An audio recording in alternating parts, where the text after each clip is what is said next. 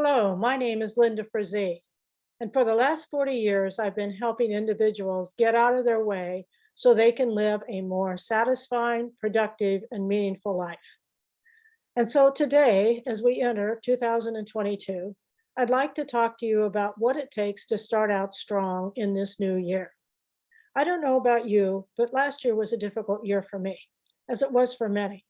And so as we step into the new year, it would be nice if just because this is a new day and a new year, that we could just change the calendar. Wouldn't that be great?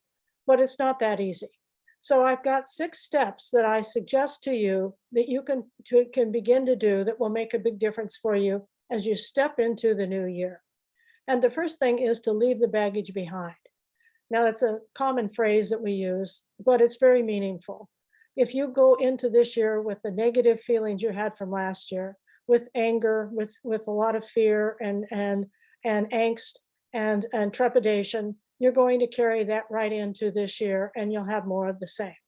So I'd like to suggest that you put that down. Of course, wouldn't that be easy if we could just do that? But I can tell you that it is possible to put down that baggage and it makes a big difference. So that's the first thing. That's number one. Number two is there's a lot of loss. Many of us lost people last year. But even if you didn't literally lose someone, we all lost life as we knew it. That's just been gone for the longest time. And so there's a sense of loss. And with that, how do we manage? How do we manage to go through our lives and deal with the things the way they are and still have a good attitude? How do we nurture ourselves and still stay present in a society and in a way of living right now that's different than we ever knew it? That's number two. Number three is about habits. What habits did you develop last year that you'd like to leave behind now? Now, that's like a New Year's resolution. We're real good at making them and harder to keep them because habits are addictive. And they're addictive even when they don't serve us, even when they're not working for us or they're actually working against us. And so it's important to look at the feelings below the habits, not just the habits. If we don't look at the feelings, it's like going on a diet for the first 5 days or the first 10 days of the month and then falling off, as 90% of most people do, because we're not looking at the deeper meaning of the feelings. I'd like to help you with that. And number four, what about motivation? A lot of people told me last year they weren't motivated. They just couldn't get themselves to do what they thought they should do. And if you were one of those people, you're not alone because a lot of people felt like that. You see, motivation is like a little spark inside, and it has to be fanned in order to grow, to just get us to even see the possibilities, let alone act on. So I'd like to help you with that as well.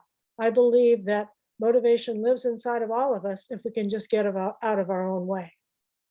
And then there is not giving ourselves credit. That's number five. I'd like to have you look back at what you did last year and to survive, to cope, what worked for you, not what didn't work, but what did work for you. And give yourself credit because you got through one of the most unusual and historic times in history has happened for the last year. And you're alive and well, and you're here.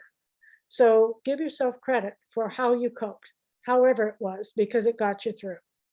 And number six, I believe that starting a new practice to reinforce being present in this new year is to practice feeding your soul. Now, I don't know what that is for you. It's a different thing for every certain person. If it's watching a sunset, if it's playing golf, if it's playing Yahtzee, I don't care what it is. If it's reading the books that you've always wanted to read, I don't care what it is. But what it means to you is important. So I challenge you to think about that. Because when you feed your soul instead of your body, as we all tended to do last year, you will find yourself much happier in this new year. So in conclusion, I'd like to issue you an invitation. I'm doing a 2-part class this year, starting in January. The first one is January 28th at 9 o'clock Mountain Standard Time in the morning. And the second one is February 24th at 9 o'clock Mountain Standard Time.